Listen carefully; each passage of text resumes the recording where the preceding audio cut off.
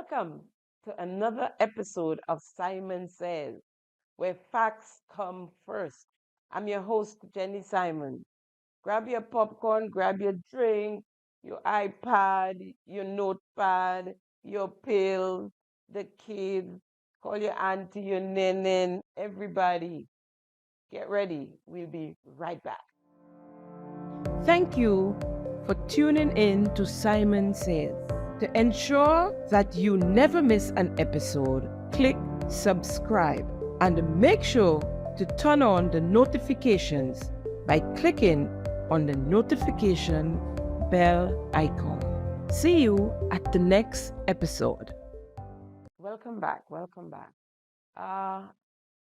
First, let me share with you a letter.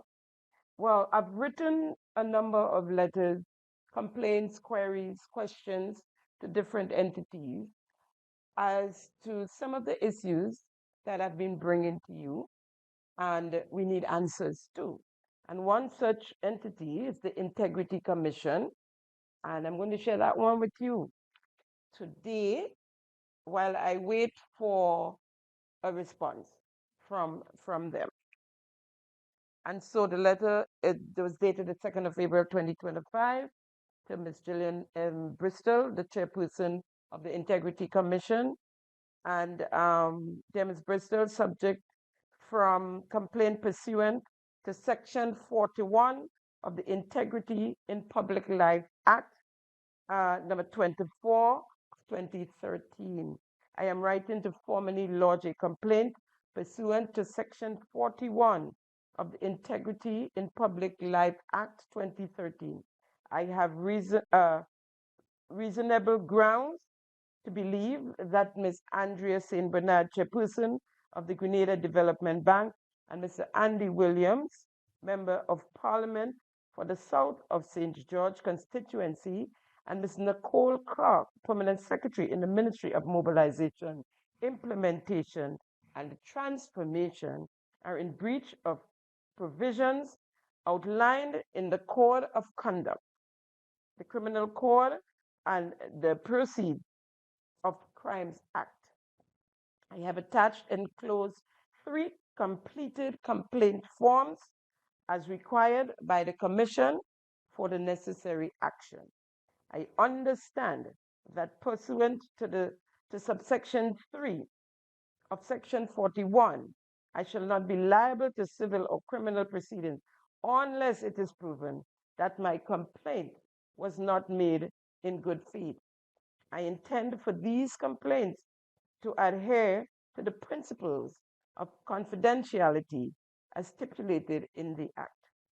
I appreciate your attention to this serious matter and respectfully request that the Integrity Commission conduct a thorough investigation. Should you require further information or clarification, please feel free to contact me. Number, email is in the letter. Okay, so we await an answer or some kind of contact from the Integrity Commission, which I have not received as yet, but I hope they are doing what they're supposed to be doing. Investigating some of the matters that I put towards them. I have some letters prepared that I have to drop off to the FIU and the Ministry of Finance. We were answered indirectly to one of our questions last week concerning the Prime Minister's buddy, Randy Donald, being the middleman between the government of Grenada and the prefab building in Carriacou, the build-back houses. I think they leave out better now. So they call it the build-back houses that are now going up in the dump in Dumfries in Carriacou. And I say so because of this advert. All right, welcome to this happy home, 2-bedroom, 1-bath, 420 square foot unit. Come on in. So on entry, you will notice that we have a big, bright, open living concept.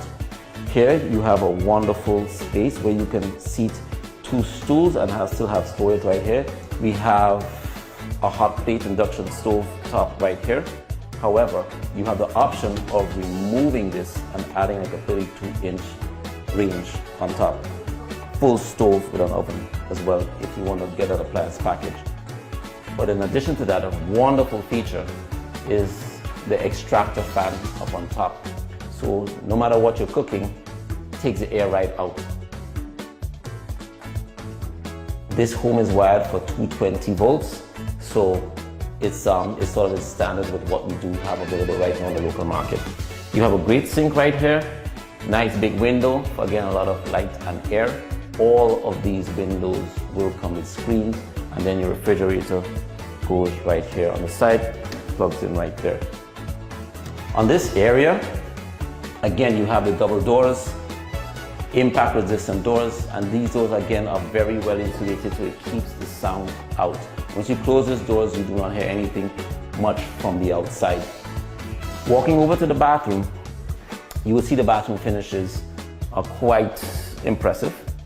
Here you have a shower that comes with a hard plastic door. Frosted window. There's also a ventilation vent on top.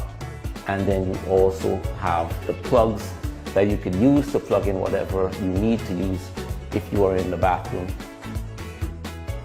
Entering the bedroom, you would notice that this is a pretty spacious bedroom. A queen bed would fit from end to end right here, allowing night tables on either end. And then you also have the plugs on each side where you can plug into the nightstand. Another large window on either side, and you could frost this if you want. You could put a blind here, and again, these windows all open this way with the screens coming down. That makes it very attractive for keeping it open during the night and not allowing any insects to sort of fly in.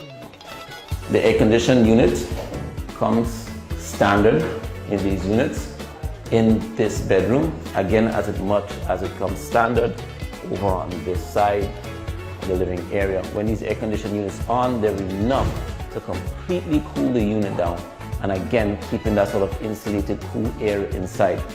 This wall right here separates the 2 rooms, and again you have adequate closet space on both sides of the rooms. The other fantastic thing about these homes. Nice, see? Nice. Yeah? Yet another job for the boys. Does this administration import anything on their own? Or they use their friends, their family, their relative, anybody close to them as a middleman, just so that they can collect taxpayers' monies and bag it. Huh? I mean, we have a Ministry of Housing. We have a housing authority. Couldn't the money go to the housing authority, give it to the housing authority to build sustainable houses? Now, as I understand it, these are not free, or those, should I say, are not free, right? They didn't tell us how much yet. But if you look at it, what you see is, as a friend of mine said, a bachelor pad, or in my opinion, it looked like, a backyard little guest house in Miami, in Florida somewhere, where you have, when friends come over for the weekend, they can stay there. You have a friend over, they can stay in the backyard if you don't have the room in your main house, right? Poorly ventilated, so of course they have the central air, the air condition, that must be on because it's poorly ventilated. Well, you saw the size of the little push-out windows and the little door. So you must use the air condition. So how many people that just lost their homes in Carriacou, that have nowhere to live, can afford to purchase a home and that needs air conditioning 24/7? It needs air conditioning, a little stove top, hot plate, a little fridge on the side. This is not what building back better means. There's no way. So putting these little things in the dump, I'm not sure. Again, what would happen is that the poor man is left out in the rain. Well, this time in the dump, right? And the same as we had with the Chinese low income houses. They can't afford to get loan to move in there. Again, the ordinary man get left behind. So we'll see how that pans out. Very interesting note of things happening there. And I'm, of course, a member of the grouping, the groupies. There again, making some money, advertising his produce, so to speak, so to speak. In other news, Prime Minister Deacon Mitchell traveled twice in the last 13 days. Let me get my glasses to read you the releases as they came, because this is some interesting stuff here. On April the 11th, 2025, this release came out. Prime Minister Honorable Deacon Mitchell will travel to Qatar on April 12, 2025 to attend the International Civil Aviation Organization Facilitation Conference scheduled for April the 14th to the 17th, 2025. The International Civil Aviation Organization is a United Nations agency that supports 193 countries and encourages them to operate and share their skies to their mutual benefit. This year's conference offers a unique opportunity for countries and aviation industry stakeholders to explore advancement in their transport facilitation. It will also provide a platform for participants to collaborate on global facilitation strategies that enable adoption and responsiveness to the rapid development in civil aviation. Prime Minister Honorable Deacon Mitchell is expected to deliver a statement at the conference, which will focus on promoting collaboration, efficiency, and inclusivity in global air travel under the theme Facilitating the Future of Air Transport. Additionally, the conference provides a milestone opportunity. Additionally, the conference provides a milestone opportunity for ICAO, I guess ICAO member states to, to visualize more innovative solutions to long-standing challenges in areas such as cross-border security, human trafficking, public health emergencies, and the handling of inadmissible persons to deportees in the air transport sector. Whilst in Qatar, Prime Minister is expected to sign 2 air service agreements with Qatar and the Kingdom of Saudi Arabia, and will conduct meetings with several officials from the state of Qatar. Honorable Andy Williams, Minister for Mobilization, of course, is the Prime Minister, while Prime Minister Mitchell is out. He returned on the 20th of April 2025, that is Sunday, the 20th of April 2025. Remained in transit for 2 nights and left on Wednesday, the 23rd of April 2025 for Antigua. On April the 23rd, 2025, St. George's, Grenada, Prime Minister Honorable Deacon Mitchell has traveled today, April the 23rd, to attend the Caribbean Investment Summit hosted by the government of Antigua and Barbuda and the Citizenship by Investment Unit. The conference brings together Caribbean leaders, investment migration experts, and other stakeholders in the investment migration sector. Discussion will surround the evolving landscape of the CBI program, uh, best practices, and the role of the CBI migration in economic development. Um, the Honorable Prime Minister Deacon Mitchell is scheduled to return to the state tomorrow, April the 24th. In his absence, Honorable Andy Williams will serve as acting Prime Minister. Is he back yet? I haven't heard. He never comes back when they said he will. Anyways, a huge delegation traveled to Qatar, of course. Almost, as I understand it, I heard it was about 15 of them. I'm not sure because you can never tell. They never tell you how many of them and who they are. Most times we know when we see photos and posing, we get to know, oh, that person is there as well. Amongst them were members of the Oil and Gas Technical Working Group, the chairman, Mr. Nazim Burke, and the deputy chairman, Mr. Rodney George.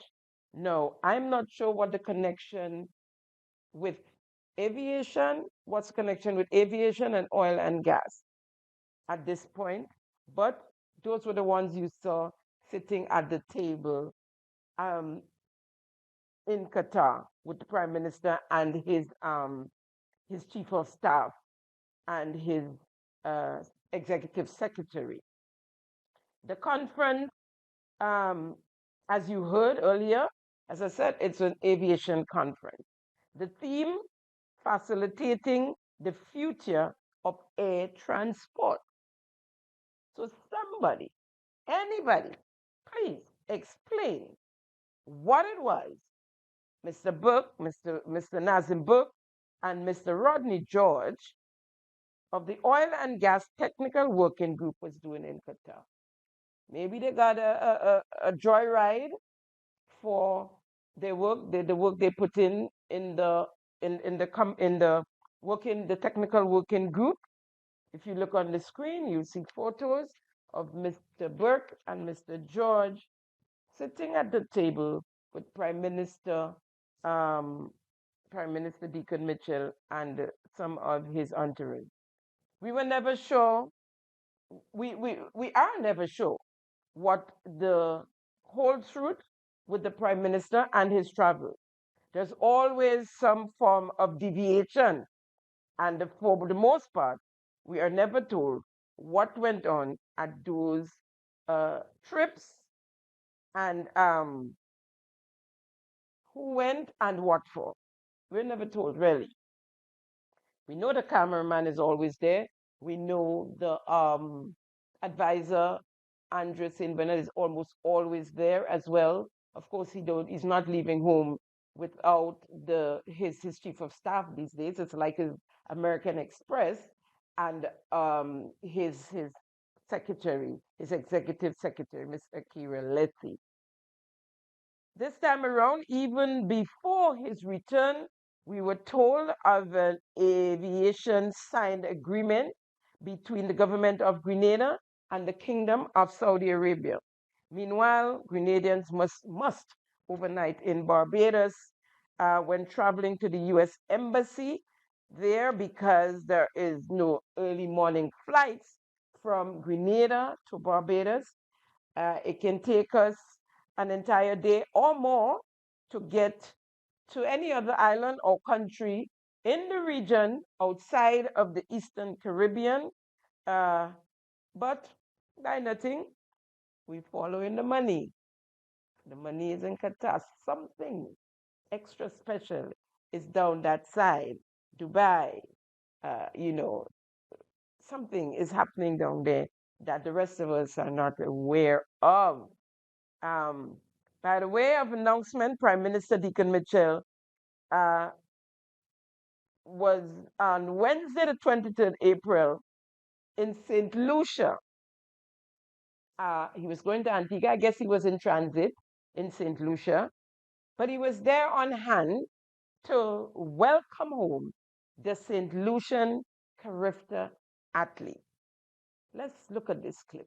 St. Lucia's contingents from the 52nd Carifta Games and the 30th Carifta Swimming Championships returned home Wednesday following inspiring performances in their respective competitions over the Easter weekend.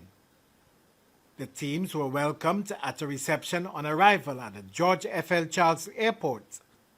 A number of dignitaries, including St. Lucian Prime Minister the Honorable Philip J. Pierre, Prime Minister of Grenada, Honorable Dickon Mitchell, Minister for Youth Development and Sports, the Honorable Kenson Casimir, and staff from the ministry were present to celebrate with the athletes. Meanwhile, the Grenadian athletes, our Grenadian athletes, returned home on Tuesday, the 22nd April 2025 to this.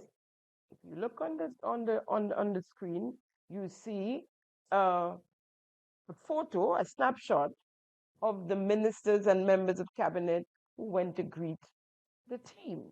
Now, you've seen, you swear, someone of them mother just died.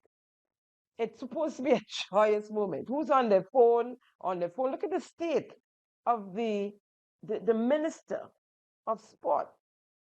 Some corner, a graphic tee celebrating her anniversary. Ah, sneaker and sitting on her phone. The prime minister, the acting prime minister, trying to peep to see what's there. The minister of culture. Everybody looks so sad. Well, of course, the junior minister for sports never looks happy around number 10. She's always sad around. But the energy rubbed off on the athletes. Just take a look at them. However, here's a clip to show our athletes, and someone is noticeably missing. He was on island. Prime Minister Deacon Mitchell was on island when our athlete came back from Trinidad, come up from the Carifta game, and did well, very well, by the way. But listen to this. Association, we pledge to continue to partner with the government, to work along with government and all the key stakeholders. No Prime Minister Deacon Mitchell in sight. He didn't see it fit to show his face, to meet with our athletes at the airport, to celebrate with them. 13 athletic medals from track and field meet, 13, and 11 medals from the swimming team. From the athletic meet, 2 golds, 6 silver, and 5 bronze. And from track and field, right? From the swimming, 1 gold, 7 silver, and 3 bronze. A total of 24 medals Grenada took home. St. Lucia, the Prime Minister, and rightly so, celebrating his athlete, they came home with a total of 13 medals. 4 from track and field, and the rest from swimming. And he's there, he's waiting for them to come in before he leaves for Antigua, I guess. But our Prime Minister didn't see it fit, but proudly sitting, waiting on the St. Lucian athletes to come in, and then getting up and getting around and shaking hands. It's something is wrong with that picture. Something is definitely wrong with that picture. And if it is that the Prime Minister was on his way to Antigua, stopped off to meet the St. Lucian Prime Minister, because their bodies like that, they're tight like what? Right? He should have stayed out of the picture. He should have stayed in the back room. He should have waited outside. I'm sorry. But if you couldn't meet your athlete Why are you there greeting and meeting the St. Lucian athlete? Something is wrong with that picture. So apparently, Guyana and or Barbados were the next two countries in line to host the 2026-2027 games. And apparently, both countries declined. Things hard, times hard. And you know me, I don't make no joke with her taxpayers' money. You've seen the clip right here on Simon Said. She goes late, she shows up late to these conferences, meetings, she leaves early, and we can testify when Grenada hosted the CARICOM heads here, when we launched our CARICOM roundabout, she was missing from that picture. She came just in time for the meeting and left right after. She refused to spend her money in first class and in high-end hotels. Well, her taxpayers' money. And she brings home the bacon. She brings home the bacon, right? So it's hard times ahead.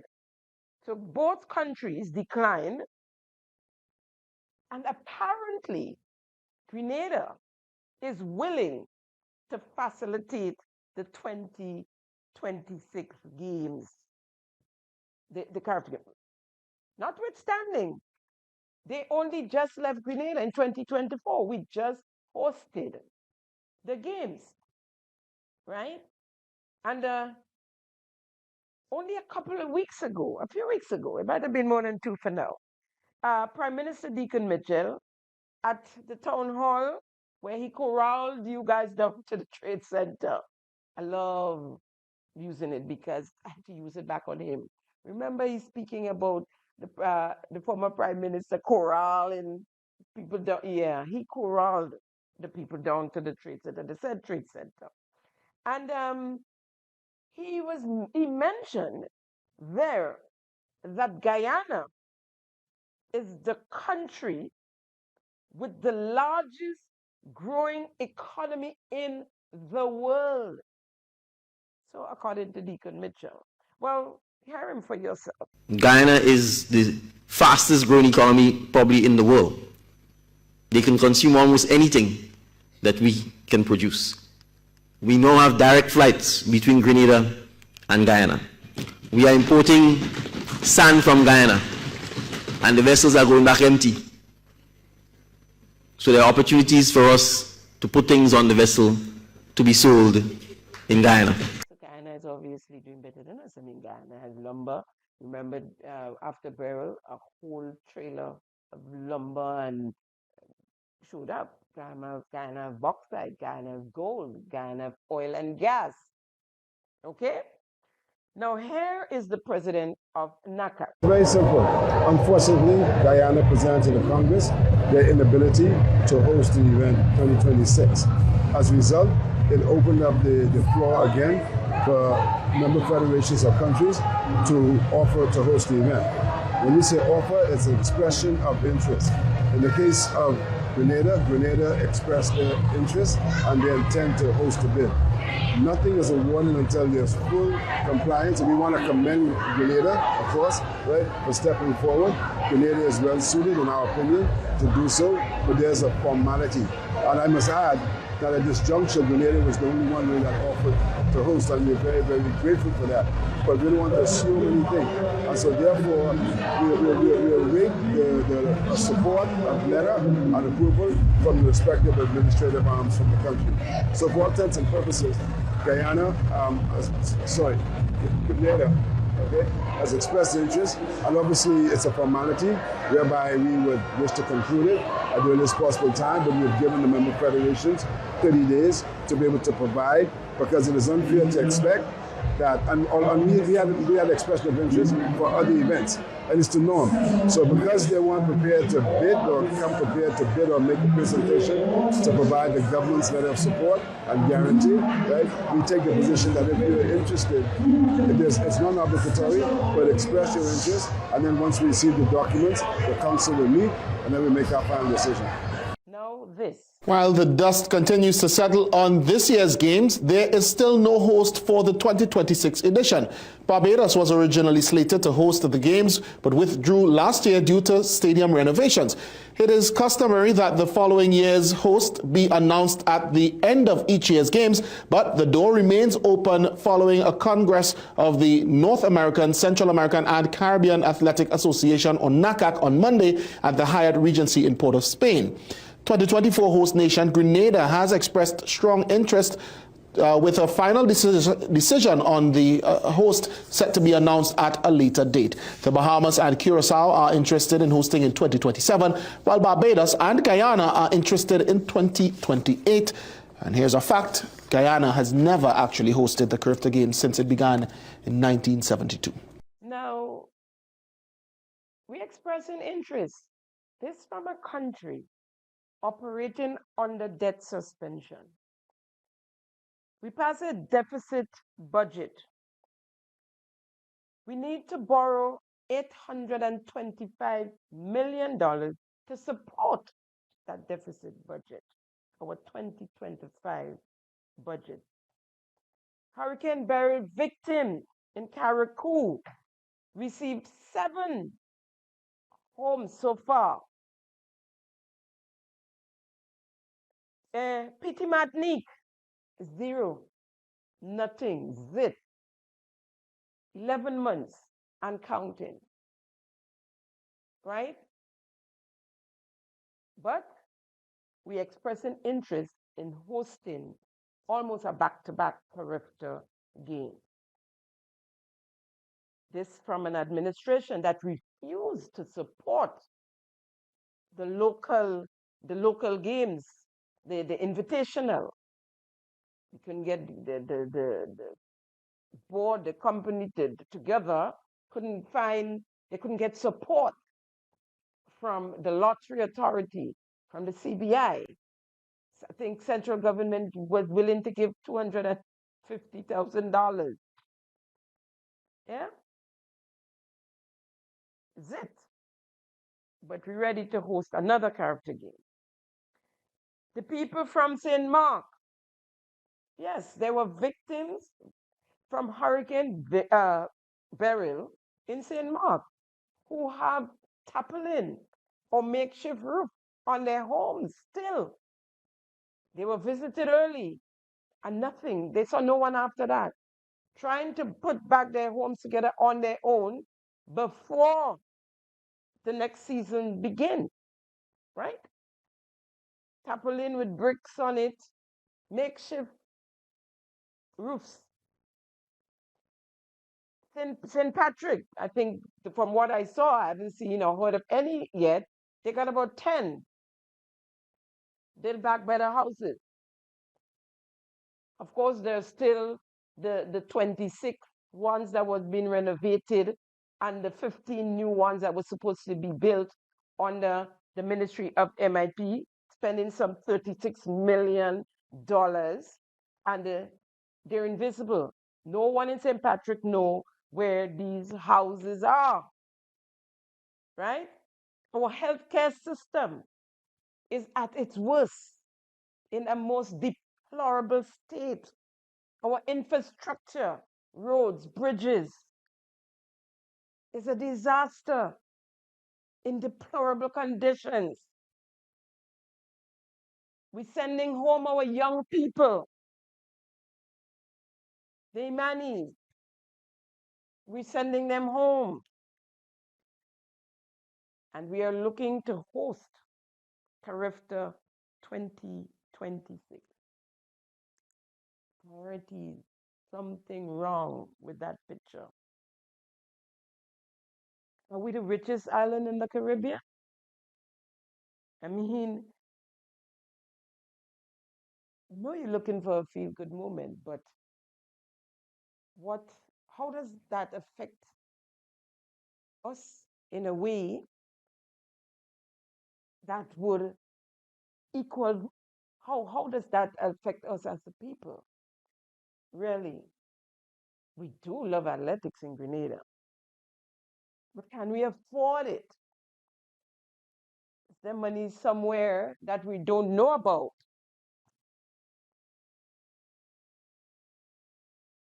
Did you come back with a briefcase from Yeah?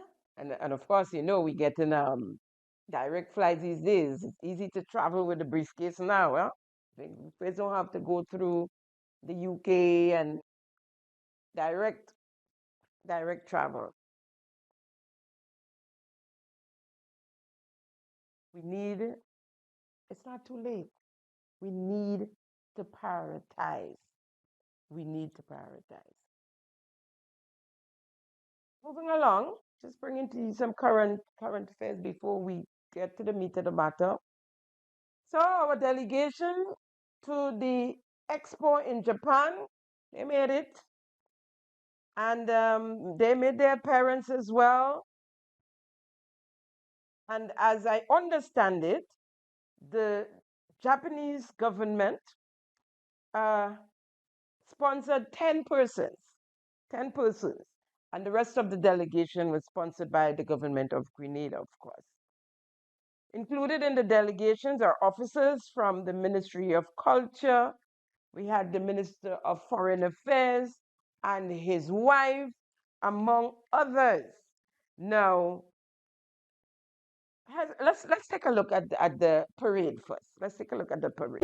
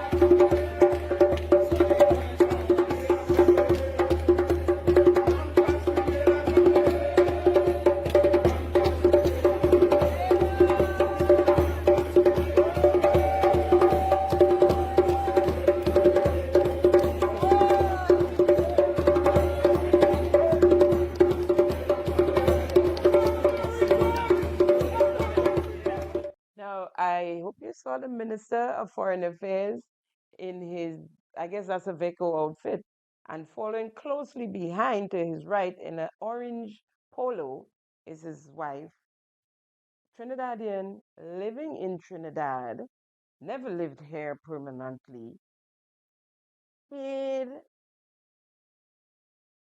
by our taxpayers to go to Japan to frolic with her husband. She pays her taxes. Her taxes are being paid in Trinidad. That's where she lives. That's where she works, right? So, but there were young people, young, talented people left. Now tell me why the Minister of Foreign Affairs had to be in that parade. To explain that to me. Why he was on a trip in any event. Yes, he's the Minister of Foreign Affairs. But Minister Andal is missing in action from his ministry. Hardly ever seen by the workers there. And that ministry is reportedly in shambles. well, like most of the others, if not all of the others, nobody's doing any work, anything significant. And I'm speaking about the politicians here. Reports are that the minister is hardly ever there. None of our diplomatic offices are functioning efficiently. And I need to take a moment here to ask for reports from the administration, from the cabinet, on our diplomatic offices, our consulates, our embassies, our missions. What's going on there? We hear absolutely nothing. Of course, when the Prime Minister and his delegation pass through Dubai, we get to see our most expensively paid for consulate or consul, Mr. Rahman, right? What benefit? What have we gained? What have we benefited from these many? And we're adding to it. We've added Japan now. We've added Ottawa. We're adding to them. Where is the bacon? Where is the bacon? There was a recall with an immediate resignation coming from Mr. Che Philip as a public officer. He was recalled from his ambassadorial position to the UN mission, and he resigned with immediate effect. His assistant, Miss Narissa Williams, was also removed, her contract not renewed when it was up. We are yet to get an update from Minister Andal and his ministry or the cabinet of Grenada as to what took place with Mr. Che Philip being recalled and why, and his replacement. We've yet to hear. I mean, we've had persons resign from some of these missions and so on. We've heard nothing. We've heard nothing. Nobody comes back to us and say this is what happened and who's going to replace who, and we just hear nothing. We just going down the road with them as they kick the can. We following them down the road, right? There's the health ambassador. All this supposedly happening with the new hospital. We have not heard anything from the health ambassador. He has not been contacted by the new Minister of Health to date. They have not had a sit down. What exactly? We just naming ambassadors. We have the blue economy. We have ambassador to the well, we have CARICOM ambassador. We have Karine James Ministry has an ambassador. We just have so many new ones. Of course, we have the two special envoy, Mr. Orlando Rumin and Miss Andrea St. Bernard. Among the delegates to Japan, NDC surrogate of Carriacou and Petit Martinique, or surrogates rather, of the private company Explore Carriacou and Petit Martinique, Mr. Neil Matheson and Miss Rowena Mills. Miss Mills is staffer of the Board of Tourism, and Mr. Matheson with the Carriacou Cultural Train. Reckoning taxpayers' money in Carriacou, more and more nepotism. They also, well, he was the other Veco dancing next to Minister Andel. That is Mr. Matheson there. It's like they're like grasper and grab it. A story I heard of a child as a child, and they were both grabbing, everybody grabbing, and it's almost like time running out, so it's rough. Because of course, the whole thing setting up, It looked like they're heading for another one term. And the writing is on the wall. And if you're on the ground, you feel in the shift. So it's like, let me see what we could take before everybody. Well, not everybody. The ones in the circle.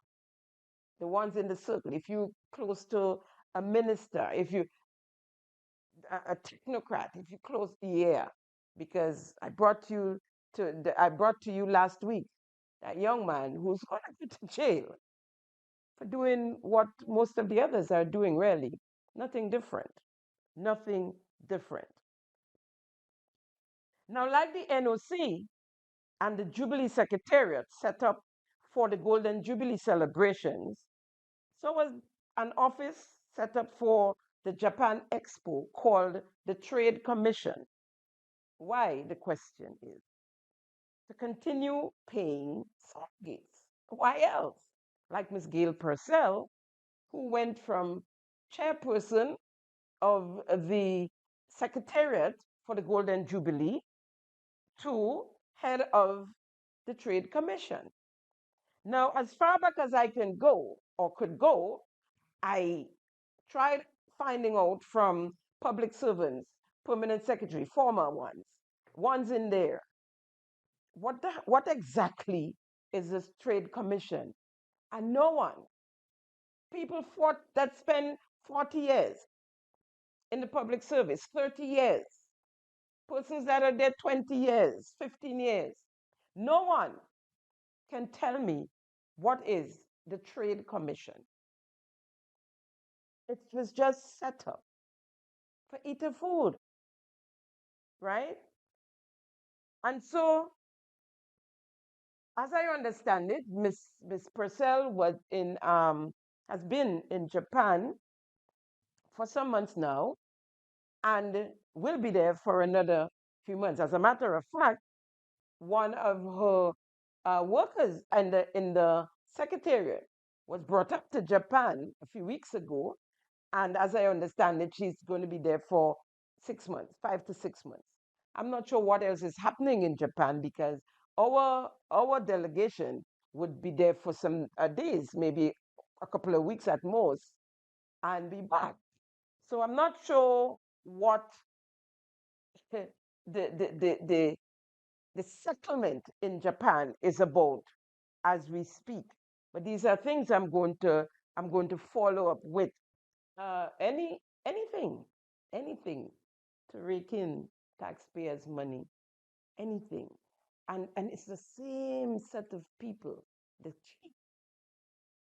I don't know. I don't understand that the people that continue to defend this type of behavior, to defend this nepotism, the corruption, the fraudulent acts, I don't understand how you cannot see through what's going on, what's happening, unless they're in jail all of y'all, the little ones.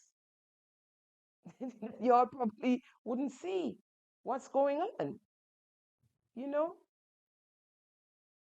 Now, of course, Orlando remains private company Hexive has been doing work for the Trade Commission, as for all other government entities and statutory bodies and ministries and yeah, all of it, all of it. So, as I understand it, he needed to do some work for the commission, I guess, to go to Japan or whatever. And someone close to the commission said to me, you know, I work that needed to be done normally within the system, 13,000, but knowing that knowing of inflation, and that was a reason for saying that Mr. Romaine's company charges more than whatever the regular cost should be. And they were looking for a little 20,000. Now, I'm going to give you a figure which I myself do not believe. And so, and I don't have a copy of the invoice. So I'm going to say to you, it is alleged that they got a $300,000 invoice. I'm still choking on that. I'm still choking on that. But the truth is, I ain't putting it past them because, as I said, it's raking in time. It's raking in time. Today, the workload of Hexive Creative Agency is overwhelmed with work and is hiring. If you look on your screen, you'd see. You guys pay attention. Those of you in that industry, you might well get a job. Take it. Take it. It may not be for long again, but in the meantime, take it. Now, lest we forget, Mr. Orlando Ramin is in charge of the creative desk and ambassador to the creative and ICT and advisor to the Prime Minister and the government on same creative and ICT, right? And his business is all about creative. His private business. It's incestuous. It's vulgar. Nobody else. Or if he's overwhelmed, he has a friend, as I understand it, that gets the spillover. The public workers are speaking out. They've never seen anything like this before. And I'm speaking about people who've been in the public service for decades. Have never seen anything like this. The cover of the budget, the hard copy, always done by staffers of the Ministry of Finance, just as part of their job, putting the whole budget thing together. Today we are paying Mr. Orlando Ramin to do so, his company, to do the cover of the hard copy. A handful of friends of the Prime Minister continue to benefit from the state resources. Fraudulent, corrupt acts. And the Prime Minister continues to look the other way. No one is perfect, he says. Folks, we'll take a quick break and come right back. Thank you for tuning in to Simon Says.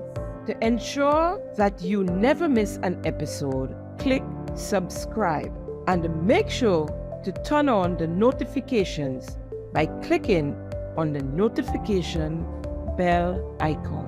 See you at the next episode.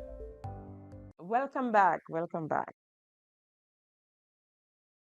We had the privilege of attending a meeting with the supervisor of elections, Mr. Arthur Peer, summoned by the civil society organization, CSOs.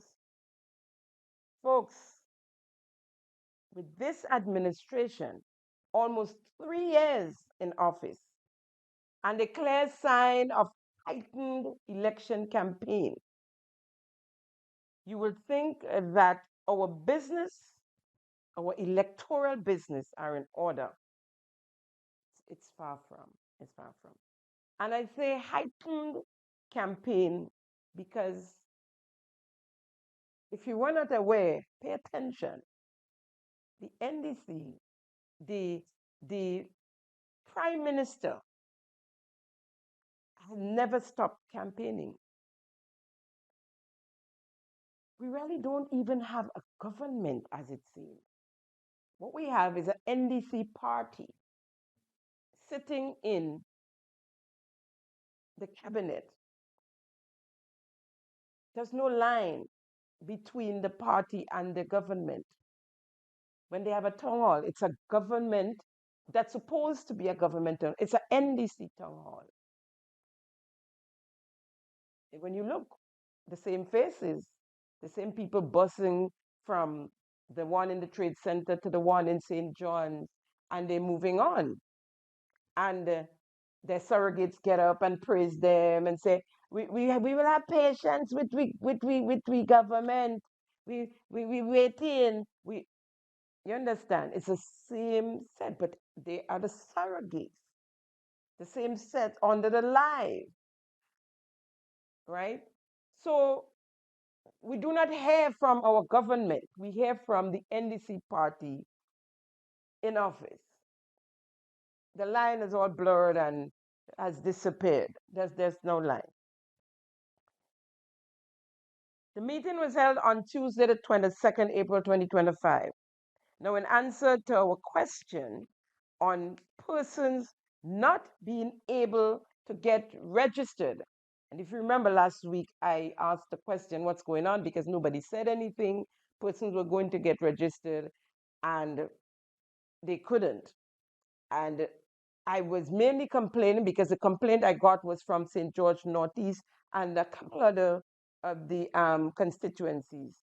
But at the meeting, as I understand it, it was island-wide because the entire system broke down. The entire system broke down. No one. We didn't hear from the electoral office or from the supervisor of elections. We didn't hear from the administration. We had nothing concerning the offices, the electoral offices where persons would go and can't be registered. It's back up and running now. We were told from Tuesday, the 22nd of April, 2025. No surprise to those of us who has been paying attention immediately post the June 2022 general elections.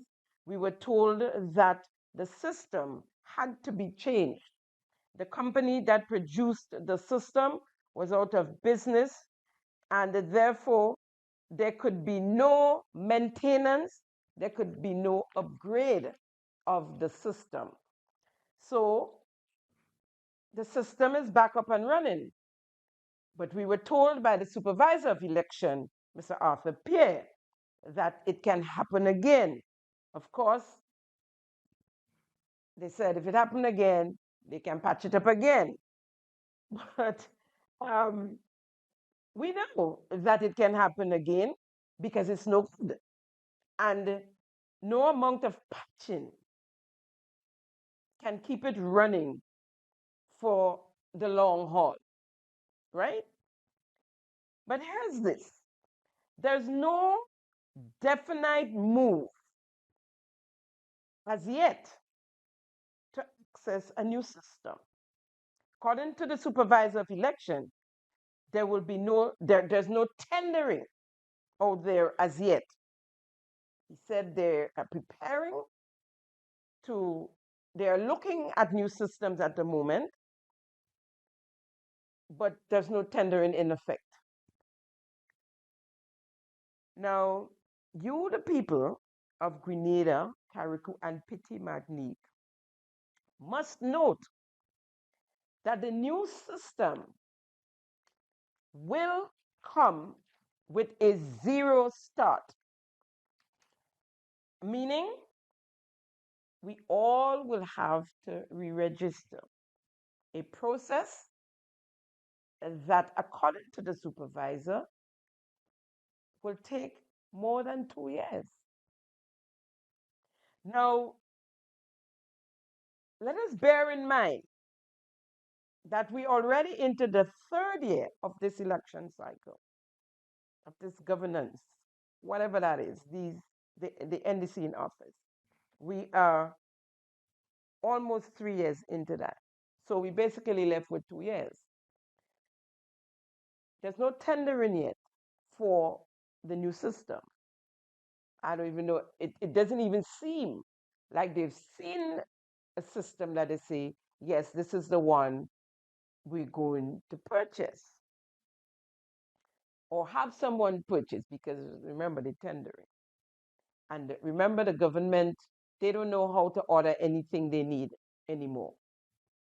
somebody needs to come and order it for them. Some friend of a friend or the family member, somebody close to the Prime Minister or his friends. They have to do the ordering, okay? Now, as I said, we basically have 2 years left. The new system is not an island yet. In fact, as I told you, there's no tender outside. That in itself, according to the discussion, seemed like it will take more than a year to get it here, set it up, make sure it's functioning properly, trial runs, whatever. According to just listening to what the supervisor been saying. And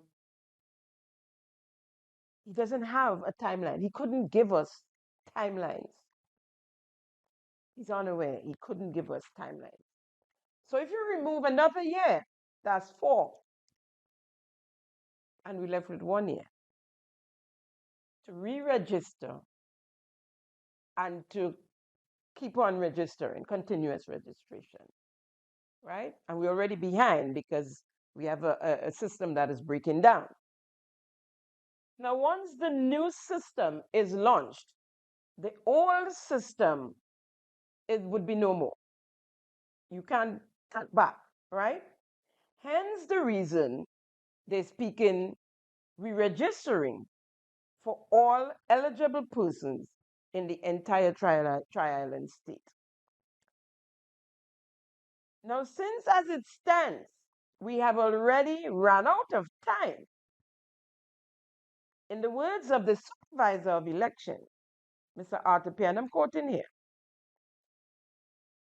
if due to time constraints, the new system cannot be implemented, we will have to go into the election using the old system. I cringed when I heard that, because the old system is already running on E. It's no good. It's literally a system that can break down any day, every day, whole day. And then you can spend a couple of weeks trying to put it back together, the pieces together.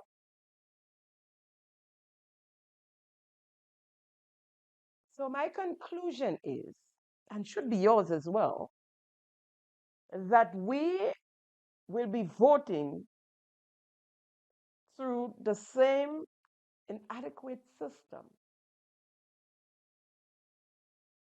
Would everybody get registered? What would be the play there? Are we going to be coming like Dominica, where it don't matter? You don't need a registration ID, a voter's ID.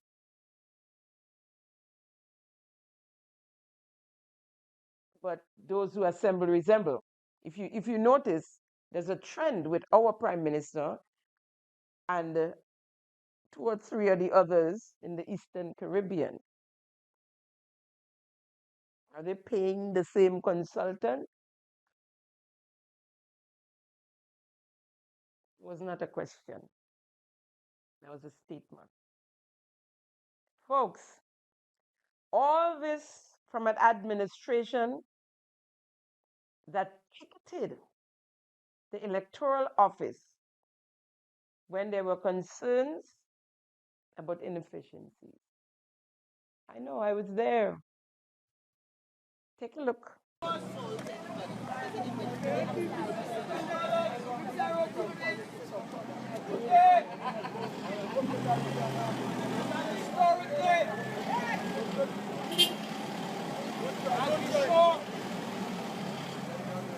That somebody is willing to resist. Many Grenadians would love to be here, but they are afraid of the intimidation, the victimization. Down with that! We say no to victimization and harassment. Today you are the brave ones. Amen, amen. Do not be discouraged by those who claim that the numbers are small. We don't want that. The numbers are small, but our cause is great. Yes. We are standing up for democracy. Yes. We are sending the message that every move shall be resisted. Yes, preach it, preach it. They shall try again, and we shall resist. Yes. Today is the beginning of a new movement. That's right. To get the people to fight the dictatorship. We are not in Zimbabwe. And elections and the will of the people shall be respected. They are frightened by the results of the referendum. They are trying to resist the will of the people. We are saying no to the attack on the parliamentary elections. We are saying no to those who are bringing crooks and criminals in our country. We are saying no to the disrespect of the laws of our country. We are saying no to Mitchell. We are saying no to the NNP. Attacking our country. Sisters and brothers, spread the word. We shall call on you again. Today is only day one. We have 52 weeks to go at least. We shall be fighting every day against that enemy. Enemy of the people. We are calling on you. Keep your ears on the ground. Speak to your relatives and friends and make sure that when we call, you shall answer. We will answer. No, you're beyond will. You shall answer. So, sisters and brothers, I now call our party leader, the man most feared by the We are calling. Let the vehicle pass. Just open the way for the vehicle. We believe in law and order. So, sisters and brothers, we will call the man most feared by Keith Mitchell, the man most feared by the NNP, the man most feared by the traitors who were kicked off of our party, the man who they will do anything to discredit.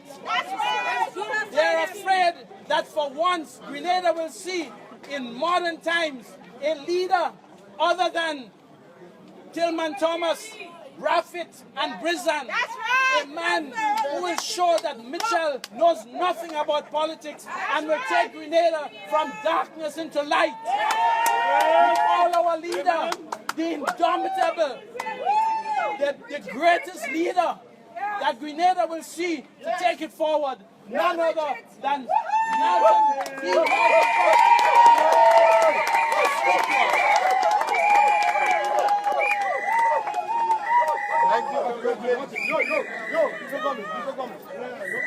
Thank you, Comrade Vince. Sisters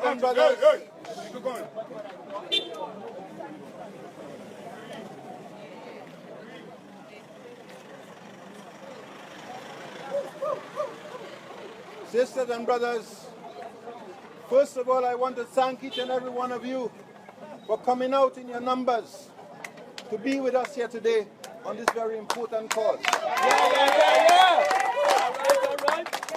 As Brother Vince has mentioned, this is a fight for democracy.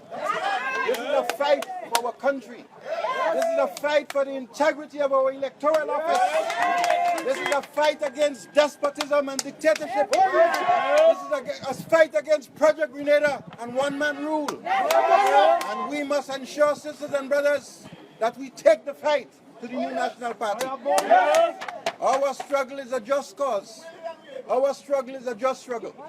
Sisters and brothers, over the last couple of weeks, we have been gathering reliable information that this government is trembling in the boots. They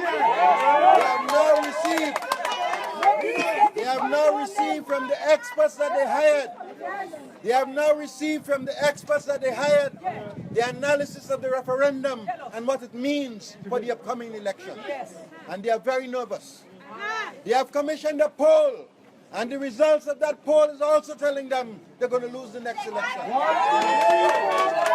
As a result, sisters and brothers, as a result, we are seeing a desperate act by the new National Party and its government. Never before in the history of our country has there been a mass firing at the Electoral Office. Never before in the history of our country has the Electoral Office been purged by a government, and that is what we are seeing today. We must resist this with every ounce of energy that we have, sisters and brothers, and that is why we are calling on you. This march begins the new struggle for liberation of our country from Dr. Mitchell. In the coming days and weeks, we will do more of these. We must be prepared to march again in St. George's on Friday afternoon. That's right. We must be prepared to march in Grenville next week Friday. We must be prepared to write to the Governor General and demand an explanation. We must take petitions around the country and get those who are scared to come out to sign up saying they oppose what's going on in our country. We must write to the international organizations, the Organization of American States, the Commonwealth Secretariat, the OAS, and all of the other bodies, sisters and brothers. Let them know what is going on in our country. If we do not fight for our country, no one will fight for us. Our children and our grandchildren are depending on us, sisters and brothers, and we must fight with every ounce of energy that we have. So let us treat this march as the beginning of the march to freedom.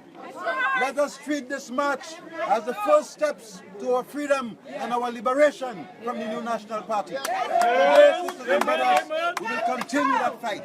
And so now we are going to march just as we came back, go back in front of the ministerial complex and dismiss ourselves there, sisters and brothers.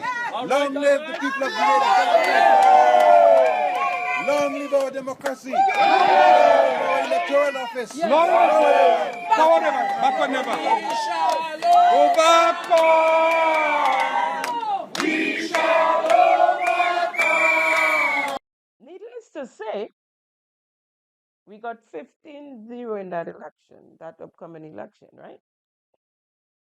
I say, and I'm saying we because, yes, I was a part of it. I was at that protest as well because we were protesting there for our rights, as we should now. They're not, the shoe is on the other foot. And as the young people say, crickets, not a word. Nobody's saying anything. And as far as I see, just sitting in at that meeting, this is the worst I've seen or heard of with the electoral office. We have a new supervisor whose feet didn't touch the water yet. A lot of the things that came up at that meeting, first he was hearing of it, he never knew. And of course, we have veterans in civil society that been at that meeting who would update, who would say, this is what's supposed to happen, this. And thank God for that. So we're not in a good place, people, when it comes to our electoral office and our readiness for an election, which, by the way, this administration been trying to call a few months well, but they're not getting that feel-good moment. They're searching for it. It was all oil and gas. They're afraid to say it again because they so condemn the former administration about it. They're afraid to say that we have oil. They're saying it indirectly. They're beating around the bushes to come around and say it. But in the end, they're asking for time, right? The most important aspect of a nation, a people, voting right now, not looking good. Like everything else with this administration, grimy, grimy. Today, we have a tight-lipped group grouping. I ain't calling them administration, a grouping. No updates on what's going on in the electoral office. And there's more. There's no assistant supervisor of election at that office at this moment. This is something, as I remember us writing to the GG, writing to the United Nations, writing to who, protesting, when at one point in whilst the NMP was in office, I don't remember which year, which term, there was a period when there was no assistant supervisor. And we, NDC, I mean, as I said, we wrote everybody on the planet that we could write to see that the office is operating without assistant supervisor. More importantly, the civic and voter registration officer. You had the term civic and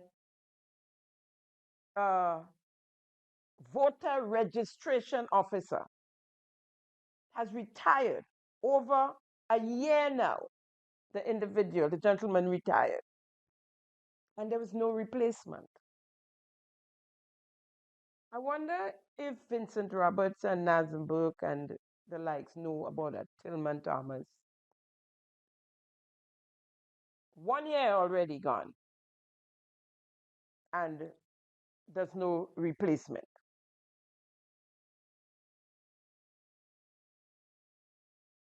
I must say that there was no one representing the NDC at that meeting as well.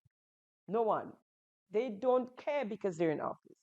And as I was told by one of the citizen, by the civil society individuals, they were there. The last meeting they attended, the NDC, was the one just before the election. Since then, they never showed up. They don't need to, do they now? Someone represented LNP. Well, there's nobody there for the movement either. You know, if the movement is moving or what's going on with the movement. But the only party represented was the NNP, of course. I went there as a curious citizen. And it was quite interesting. As I said to in my wrap up, that I'll be there, I'll be back. I would attend every other meeting that they have, everyone. Very interesting stuff we would not have known, stuff you would not have known if I didn't attend that meeting. And I pledged to be your voice. And so I would bring to you what's taking place in that electoral office. Because as I said, it's not nice, it's not good. Now, sitting in at that meeting was a young lady introduced to us by the supervisors of election as the office accountant. I think it was a Miss Ogilvy. She is a public officer. However, nowhere in the estimates of revenue and expenditure, and I went as far back as 2022, on the staffers, is there an accountant mentioned? I questioned my neighbor in the meeting as well, who been to probably dozens of these meetings, and was told that it's the first time they're seeing or hearing of an accountant to that office as well. Now that office is run on the central government, managed by the central government, and doesn't need an accountant really. Now you speak to the supervisor, then he says, well, she's not really an accountant, she's a clerk. And when we complained about the civic and registration officer that's been missing for a year, He's not really a registration officer. You can get past as a PRO. So it's just a lot of shuffling taking place there, and it doesn't look good. Not for an office like that. It really doesn't look good. Uh, so let's take a look at the estimates and revenues for that office, and a quick run through, because I need, you know me, I don't like to just say things and people feel I'm making up stories and just data out of my head. So in the 2024 estimate. Oh no, this is a 2023. It showed you 2024 as well. Okay. So it's 2023. There were 16 staff positions mentioned here: supervisor of elections, assistant supervisor of elections, senior administrative officer, IT manager, system administrator, administrative officer, system administrator, civics and voters registration officer, assistant system administrator, civic and voters registration officer. Not sure why some of these are repeated, if it's two persons or what. IT technician 1, executive officer, clerk, clerk typist. Oh, so clerk 1, then we have a clerk typist, clerk 2, and office attendant slash cleaner, right? A total of 16 members of staff. In 2022, that is before they took office, staff positions 10, right? They had senior administrative officer, systems administrative officer, civic and voters registration officer, IT technician 1, executive officer, clerk 1, clerk typist, clerk 2, office attendant. Oh, well, I see the here they didn't have in this on 22, they're missing the supervisor and the assistant. So that would bring it to 12, right? Now, vote 8, vote 08, for the electoral office summary, the recurrent expenditure, and that is, forgive me, Government of Grenada estimates of revenue and expenditure 2025. So the mission, no, we don't need a mission statement. Let's read. We starting at recurrent expenditure. You need to know vision statement, and you know what? Let me read the vision statement here. A transparent, impartial, and efficient electoral process that leads the way in promoting and maintaining democracy, a free and fair election in accordance with the laws of Grenada. Hogwash. Hogwash. Recurrent expenditure by program, and the estimates for 2025 is $1,954,531. Capital expenditure estimates for 2025, $4,735,941. A total of, because we're adding now the estimates, the recurrent expenditure and the capital expenditure for 2025, and the estimates or the allocation for the electoral office for 2025, $6,690,445. So a total of $1.7 million. Now, in 2024,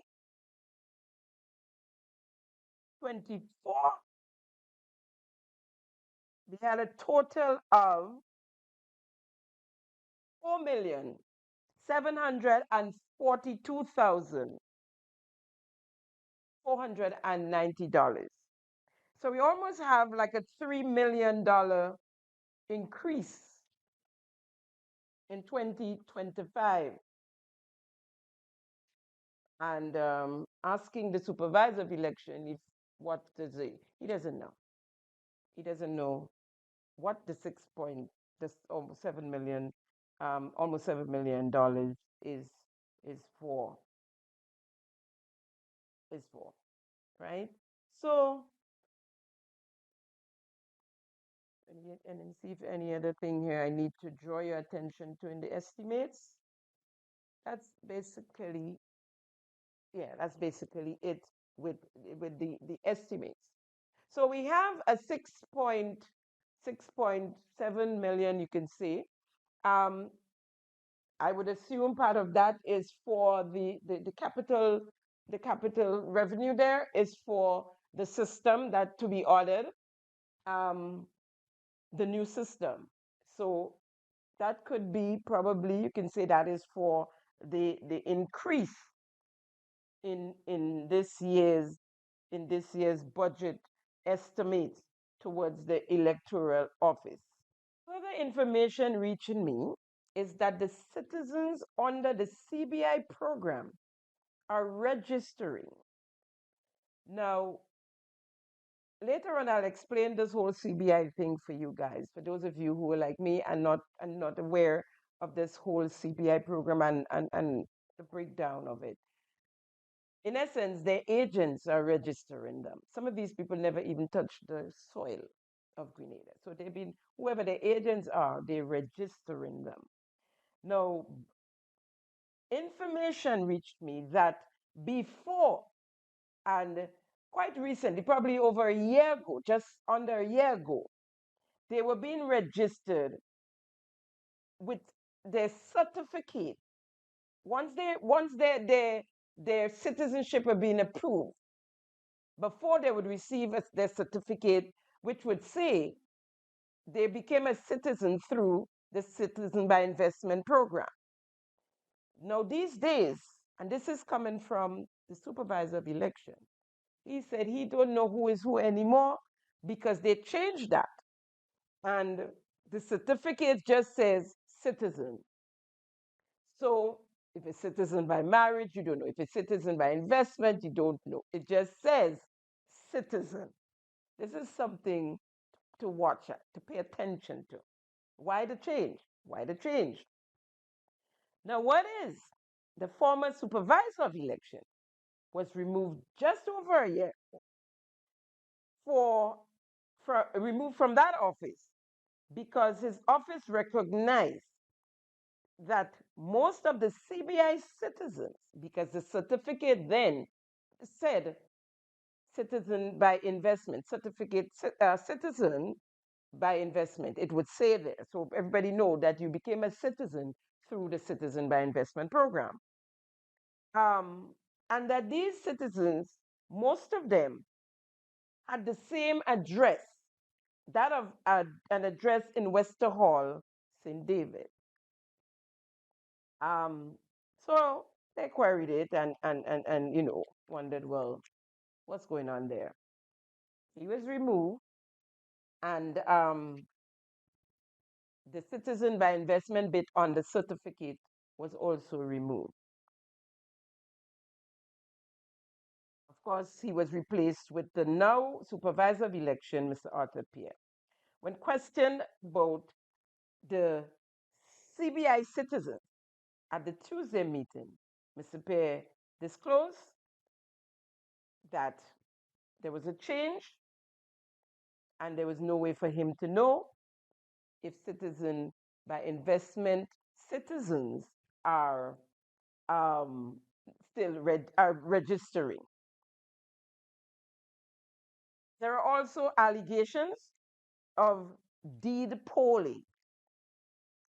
Now, quite legal to deed poll, and deed polling is changing one's name. What I understand is that these CBI citizens who carry names, their birth names are very recognizable if it's on a voters list, like the Russians and Arabians and Africans, Indians. Now they are doing what is called a deed poll to change their names and make it more Grenadian, so to speak. So even further, more unrecognizable on a voter's list, or going to get your voter's ID or your license or things of the sort. What is the deed poll is being done in a law firm in the south of the island. I'll give you that for your homework. I'll leave that with you for your homework. Let me give you a quick insight into this whole CBI business. I made it a point of speaking to someone who can explain to me this whole CBI thing, and I am going, of course, you know, I don't leave you out. So I'm going to share with you the whole CBI saga. Now, the individual or individuals who aspire to be a citizen by investment of Grenada, pick and contact a local agent. So they will pick and contact a local agent. Call and say, I'd like to become a citizen of Grenada. The agent then helps with the applicant's application. The Citizen by Investment Agency, CBI, normally has no engagement with the individual or individuals. They interact only with their agent, the person who is helping them with the application and all that. The applicant can apply for the entire family, in-laws included, right? In the first instance, you are allowed up to a family of 4. Then any additional person, you pay extra for that person. So what I'm saying here is that if you can apply for your family of 4, so let's say husband, wife, and 2 kids, and all of that comes under whatever the fee is for your application. So 4 persons can come under as 1, no more than 4. Anyone after that. So if you have 3 kids, if you want to register your mother, your mother-in-law, your father, father-in-law, sister-in-laws, brothers, sisters, each one of those have to be done separately because they have to pay separately, right? We'll come down to that later on, the fees and all of that. Now, once the application or applications are approved, there's a process to follow. The Minister of Finance, who in this instance, in this case, is a CBI agent. Now start writing down. Through the Ministry of Finance, Minister Dennis Cornwall sends the application of approval to the CBI agency. If it's approved there, it's then sent back to the Minister of Finance, Dennis Cornwall. Now, while I'm here, let me tell you that it's not just Minister Dennis Cornwall who is in that sticky position that is involved in the CBI, and actually an agent. We have our special envoy / ambassador. Now, her title, her ambassadorial title is for investment and development. You're noticing the positions. Remember, Orlando Romain, he's heading the creative desk. They have allocations in every budget towards the creative desk in millions. He is the creative ambassador as well, and he advises the administration on the creatives and ICT. here we have Miss Andrea Saint Bernard and her special envoy ambassadorial position. She is for investment and the development. Now, she is also a CBI agent. She is also advisor to the Prime Minister and the government on investment and development. She is almost always a member of the entourage, the Prime Minister's entourage, his travel team, right? Of course, because she's dealing with investment and development. Now, who is she investing and development for? Is it herself? Is it for Grenada? The nepotism, conflict of interest. It's glaring. And what are you all doing? Just turning a blind eye. Turning a blind eye. Right.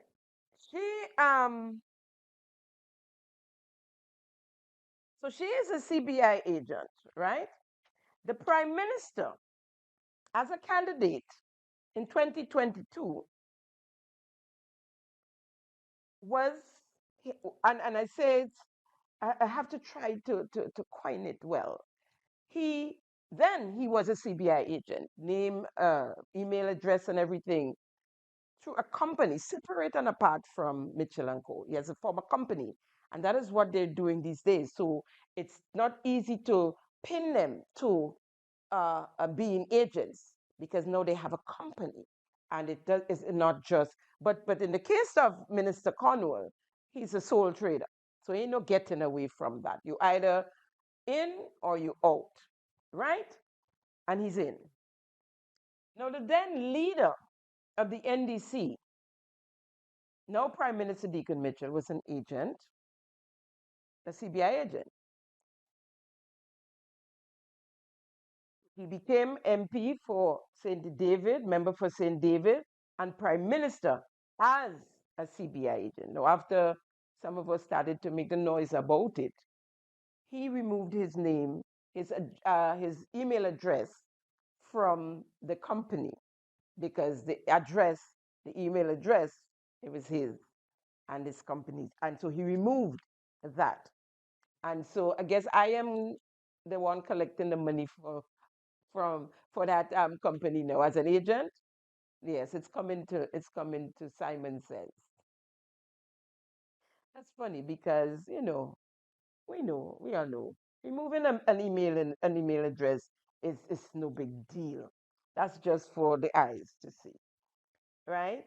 Now, according to the Grenada Constitution, Order 1973, none of the above, and I'm meaning Minister Dennis Cornwall, Prime Minister Deacon Mitchell, and Andrea Saint Bernard, because she has contract with the government of Grenada, several contracts, as a matter of fact, because she's also the chairman of the Development Bank, which is under the Ministry of Finance, right? And as I'm on there, we can put in the bonus. Andy Williams and Ron Redhead. Andy Williams got a loan from the Development Bank, still have loans at the Development Bank, and Ron Redhead got a scholarship to study online. Okay? Now,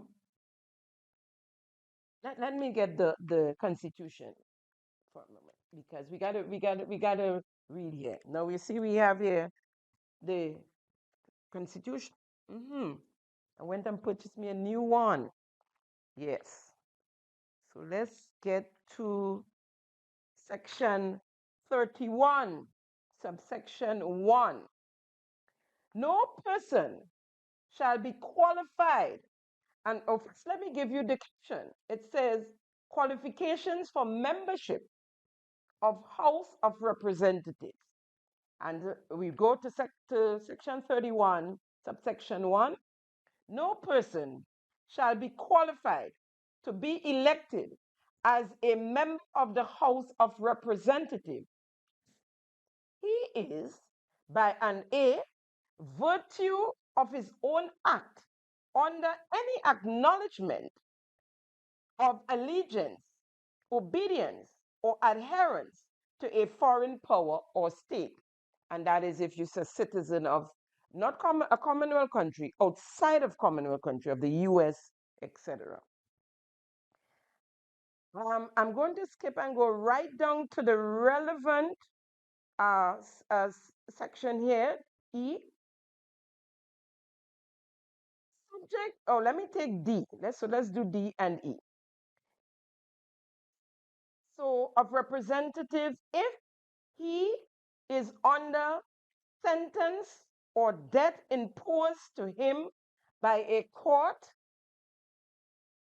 if any part of the Commonwealth or is serving a sentence of imprisonment by whatever name called exceeding 12 months by competent authority for some other sentence imposed on him by such a court, or is under such a sentence of imprisonment or execution of such has been suspended, or, and we go into E, subject to such exceptions, the limit and limitations as may be prescribed by Parliament, has any such interest in any such government contract, as many as prescribed.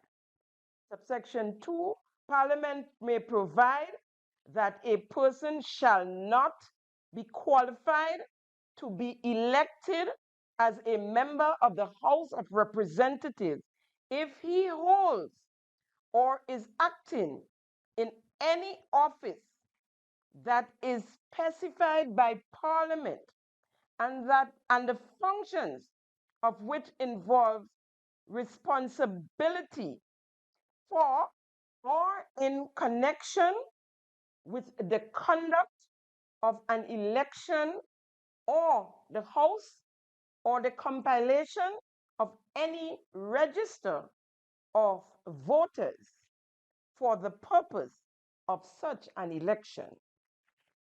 Now I'm going to go to we're still in section 31 and subsection 6. It defines what government contract means. In paragraph E, and I read to you paragraph E, where it says, and I'm going to read it again, subject to such exceptions and limitations as may be prescribed by Parliament, has any such interest in any such government contract as may be prescribed. So, subsection 6, in paragraph E of subsection 1 of this section, which is 31, government contract means any contract made with the government of Grenada or with a department of the government or with an officer of that government contracting as such. So, my friends, the Prime Minister, the then leader of the NDC,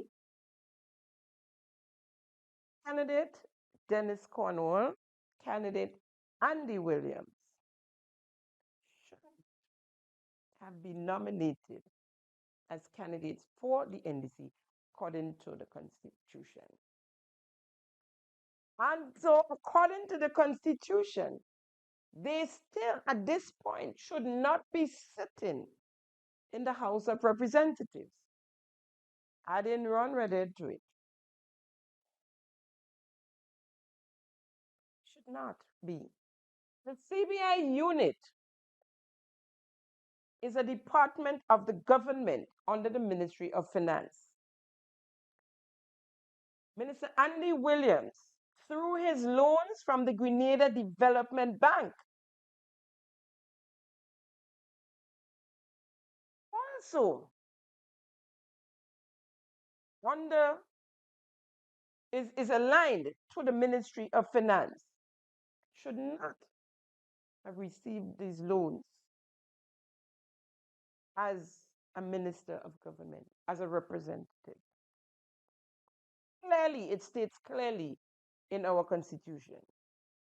So, Minister Cornwall, Prime Minister Deacon Mitchell, and Andrew St. Bernard, who has several contracts with the government of Grenada. Chairman of the Development Bank, ambassador, advisor. She's on several statutory boards. Should not be. Are we going to turn a blind eye? Or is the supervisor of elections through the Electoral Office going to take it up with the Governor General or whoever, according to the Constitution, they're supposed to report to a minister, whoever their minister is, because we couldn't get it from him. He doesn't know who his minister is because he's been, any interaction, it's been with the Governor General. The Constitution doesn't speak of the governor, it speaks of a minister.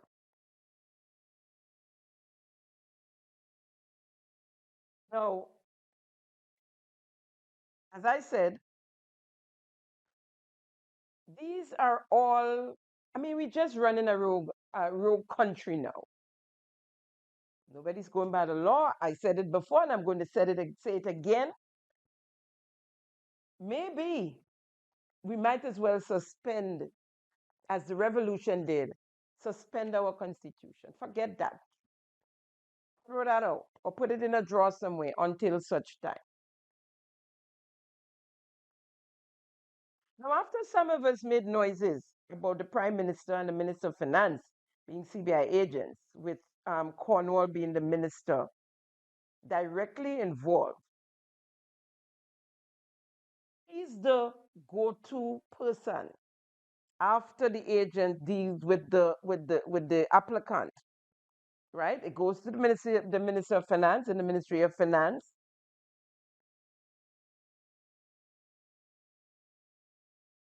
And this is how and where the corruption and the conflict of interest and all these things, the nepotism, where all of that starts really. Because I'm an agent, your application must come to me. If I, looking in, and notice that our Minister of Finance and our Prime Minister and his advisor are agents, what am I going to use? This is fast tracking here. I'm going to try and use one of those persons so that I don't have to go through all this long thing, right? And then we can have incentives and we can make deals. And you scratch my back and I will scratch back because you need me, right? And I need you. And this is where it becomes sticky, real sticky and grimy. Now, the Minister of Finance through the Ministry of Finance, they do their bit and they send the application on to the CBI agent, the agency, right? But it doesn't end there. They do their bit and they send it back to the Minister of Finance. And after, then he take it to the cabinet of Grenada, right? Who's in the cabinet? Who's the head of the cabinet? The Prime Minister is the head of the cabinet.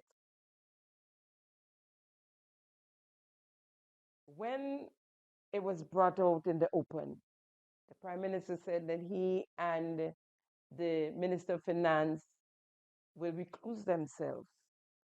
Another word for remove, but that's what's the word he used, will remove themselves from any such meeting when application comes through. I guess if they're the agents.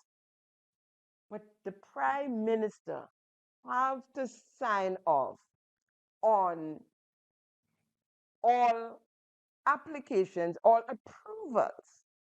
He is the minister responsible. He is the one who signs the certificate. He is the one who signs off. So trying to mamaguy us with that, it ain't working. It ain't working.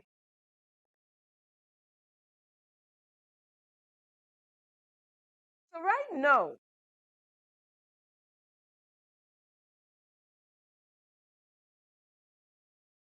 they are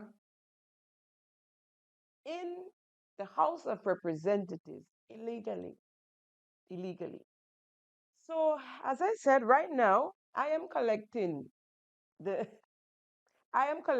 agent fees for the Prime Minister because he's no longer connected with that company. So that those fees for that company, I'm collecting the fees. It is alleged that advisor Andreessen Bernard's company or agency is the channel through which the Prime Minister's CBI citizens and of course his close colleague, who's also an agent in the South, collects his fees. Folks, it gets worse.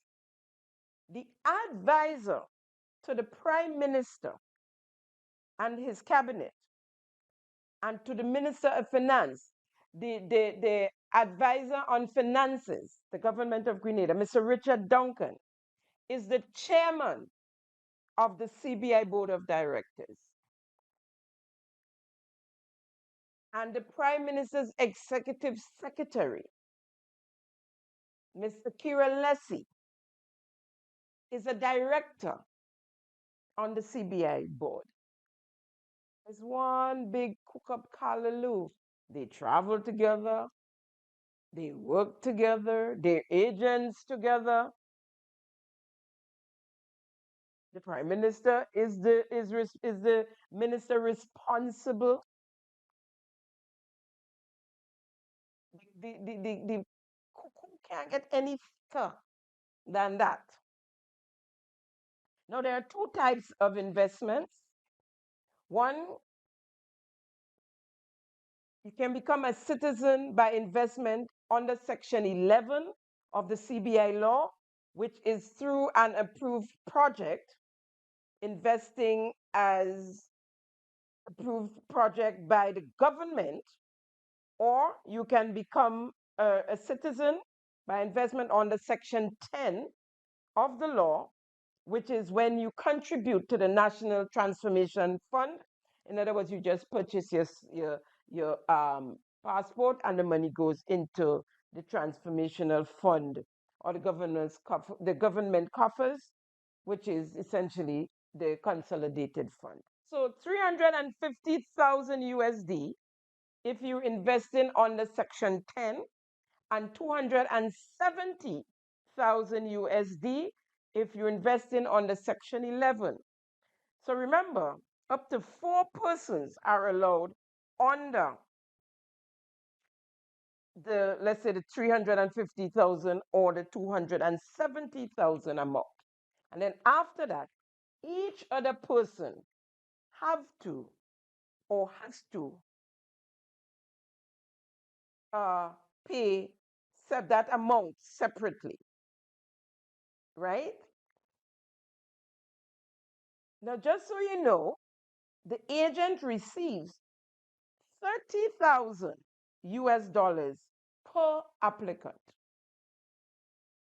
which is separate and apart from their legal fees, whatever legal fees are incurred besides that.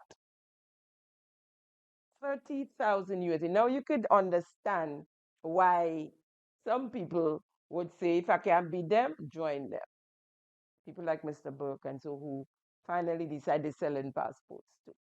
If I can beat you, join you. Eh? That's good money. Real money, right?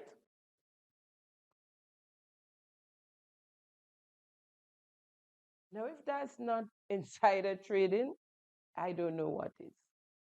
If we have ministers and persons with contracts, government contracts as agents. Martha Stewart went to jail for insider trading.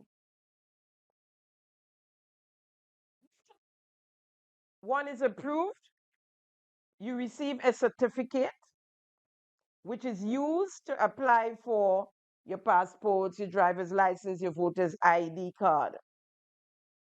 And it's a voter's ID card, it's not a national ID card. That card is a voter's ID card. As a matter of fact, that's the only thing that card should be used for. It is not an ID card. And so when you go to the bank or wherever you're going to do business and they ask you for an ID card and you present that, it is not an ID card. As a matter of fact, we don't have an identification card in Grenada. We use other things which shouldn't be used. We use a driver's license or a passport and the voter's ID card, right? Yes, so the certificate is used for that purpose. And who has the certificate and who is using it to get you the passport is the agent.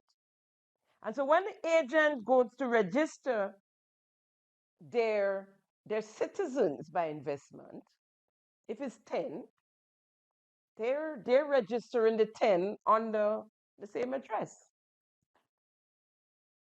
right? 20, they're the ones who are registering. These people have no clue, for the most part, that they've been registered as a voter in Grenada. Most of them never touch the soil, our soil. Well, the greater percentage of them, as a matter of fact, never touch our soil. And what they're interested in is the passport. Once they get the passport, that's when they can apply for their visa, their E2 visa, that's what they need. That's what they needed from us mostly. Our passport, so they can then apply for their E2 visas that can give them access to several countries in the world without having to get a visa. That is changing, and it's changing very quickly. It's changing. It depends then on how close you are to the prime minister or your agent. Then, of course, they say, well, we need you to come and vote. I have a voter's ID, a voter's registration ID here for you. And then, of course, there are no John James and Sandra Smith, and so we don't know who they are. As I mentioned before, the certificates used to apply for the voter's ID, etc. Now they no longer say citizen by investment, but they just read citizen, according to the supervisor of elections, Mr. Arthur Pear. Folks, in all this, my concern is, as a citizen of the state of Grenada, is the state of readiness of the electoral office for the next election. Which, if you were paying attention, it's clear that the NDC was not stopped campaigning since June 2020. All posing and the videos, and what do you think that was? That's campaigning in social media. Yeah, that's for your benefit. Ooh, they're busy doing, yeah, right? They're up and down taking out photos. If they bend down to tie the shoelace, they take a photo. Yeah, if you greet them anywhere they go, they like to gather a crowd to take out photos, posing. You see, the longer they take, the more they get exposed. That they cannot govern, that they're incompetent, that they're inept. And now, added to that, they have this electoral issue. And that is why we've been told plainly that with time constraints, we're going to go with the old system, the old failed system. Right now, it's no good.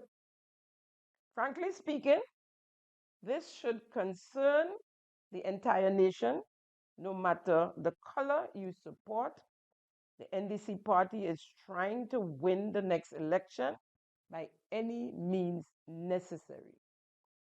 Our democracy is at risk. All of you who like to talk about democracy, pay attention to the electoral office. We're going to wrap up with some questions and some huge ones. Kawana Bay, to the Prime Minister Deacon Mitchell, what is the status of the Kawana Bay Resort? It's still standing like a white elephant on the best spot. And those are words used by the Prime Minister. White elephant, the best spot. Prime property on the world's most famous Grand Anse Beach. Lands you most proudly reclaimed, lest we forget. I come lastly to the Kowana Bay site. This site formerly housed the hotel known as Flamboyant Hotel. And subsequent to the closure of the Flamboyant Hotel, was transferred by the government of Grenada, not via leasehold, which is what Flamboyant Hotel had, but via freehold to the development company True Blue Bay Development Limited, which is the company that created the Kawana Bay project and had an approved CBI status for that project. As the nation well knows, not too long ago, the former administration led by Dr. Mitchell and the developer Kawana Bay had a very public and unfortunate falling out. And this led to the developer taking the state of Grenada to arbitration before the International Court for the Settlement of Investment Disputes, known as, in short, ICSID, and sued the state of Grenada for several tens of millions of dollars. And the site became a white elephant. The construction ceased. The site was closed down and it has sat there for the last 2 years or more. Upon assuming office, the government took the decision that we could not simply allow perhaps what is one of the most spectacular sites on Grand Anse Beach, and certainly the most spectacular view, to become a white elephant dominating the landscape at that end of Grand Anse Beach, Mountain area. And so for a protracted period of time, the government, first led by a cabinet-approved committee, and I want to stop here and signal our gratitude to that committee. The committee was led by Mr. Richard Duncan, and it included Ms. Leslie Ann Sion, Mr. Hassan Hadid, and Mr. Henry Joseph. They led the negotiations initially to try and see how this matter could be resolved. And I want to thank them for the time and effort that they put into this matter, because although it was not resolved under their watch, specifically, they certainly contributed significantly towards advancing the matter. In summary, the government made the decision to acquire the site so that we could, in fact, put ourselves in a position to have fresh negotiations with a new developer so that this project could, in fact, be completed successfully, so that construction could resume, so that several hundreds of Grenadians who were once working on the site and who became unemployed as a result of the construction site closing could look forward to resumption of work on the site, to resumption of employment, and ultimately to a hotel actually being completed on the site. So the government has acquired the site. It has acquired the site at a cost of $22 million US. We will be making the necessary payments between now and next year to the main owner of the site. The result of this is that the arbitration proceedings between the developer and the state of Grenada has come to an end.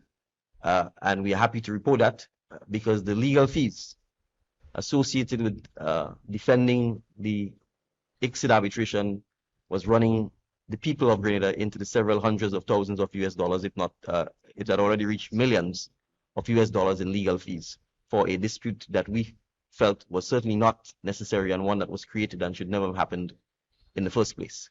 Having acquired the site, the government is currently engaged in significant and advanced discussions with potential developers over their taking over the site to resume construction. At this stage, we have not yet concluded a definitive deal, but we feel quite optimistic that we would be in a position to come back shortly to announce the conclusion of this definitive deal. The sale of the Flamboyant Hotel. Who was the attorney for the sale of the Flamboyant Hotel, making millions on that sale to the Jewman? And who was the attorney or one of the attorneys for that True Blue development for the Kawana Bay? Then, nothing in politics, nothing. You didn't think that, and try to stop that sale of lands that complain that it was it was given freehold. It was sold freehold. Yeah, you were involved. You involved. You wanted the attorneys involved. Then, so now don't come and act as Django, swinging from vines. No, no, no, no. No, you ain't fooling nobody there, right? Meanwhile, I guess several hundreds of our Grenadians are still out of work because that project was supposed to re-employ the several hundreds of workers. And it's still standing there like a white elephant. And nobody, none of you, coming to us and tell us what is going on. And a lot is going on. Things have happened, right? Now, here is Cindy's daughter, our Attorney General. Just to clarify for the listening public that the state of Grenada was sued for $111 million thereabouts US in the Kawana Bay dispute. And we settled the dispute for 22 million, less than a quarter of what we were sued for. And in the arbitration claim, there was not a claim in relation to the property as such, because the property was still owned by the True Blue developers. So in the settlement, we were able to get the property back for the people of Grenada and settle the arbitration dispute. So that encompassed the 22 million. Just so that people understand, the 22 million just did not only cover the value of the property. It was to settle all of the claims made against the people of Grenada or the state of Grenada that totaled $111 million. So I would say that was a good deal for us.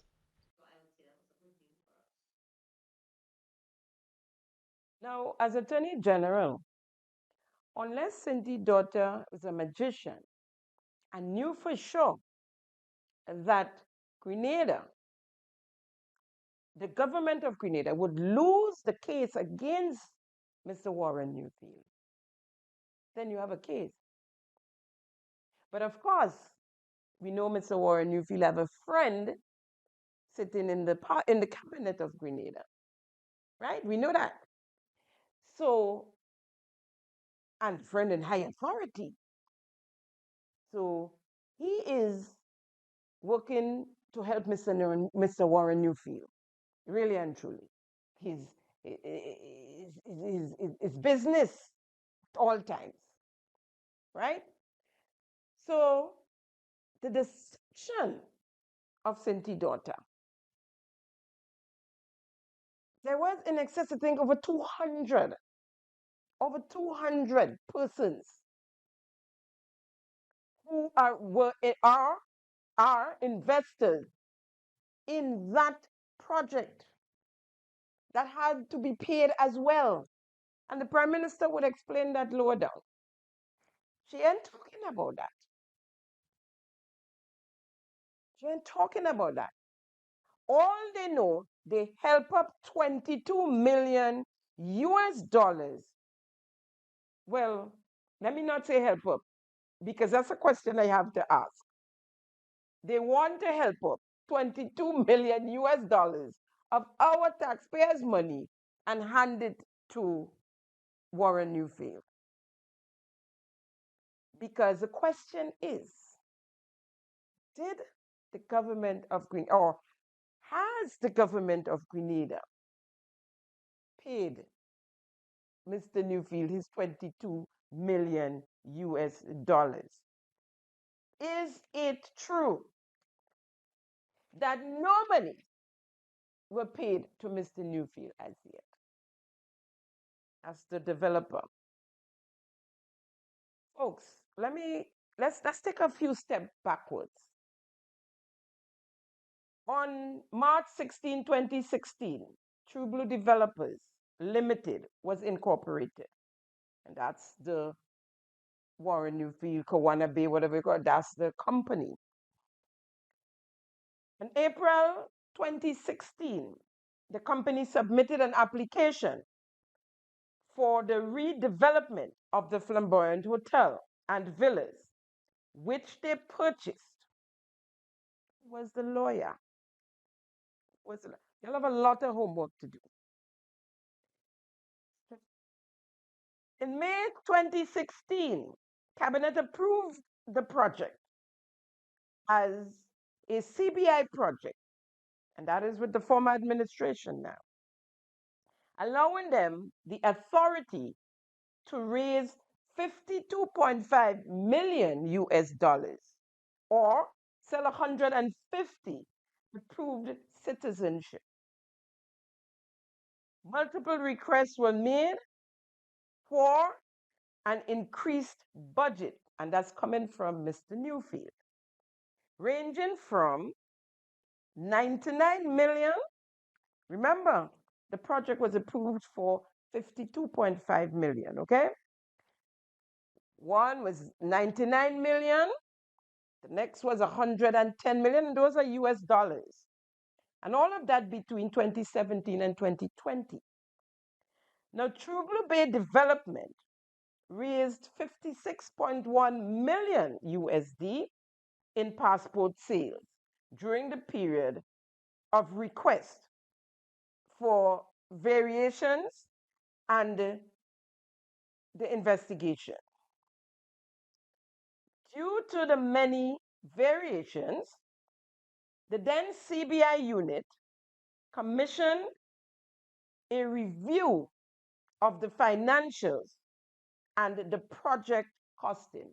This was done by the CBI unit, not the Prime Minister then, not members of his cabinet.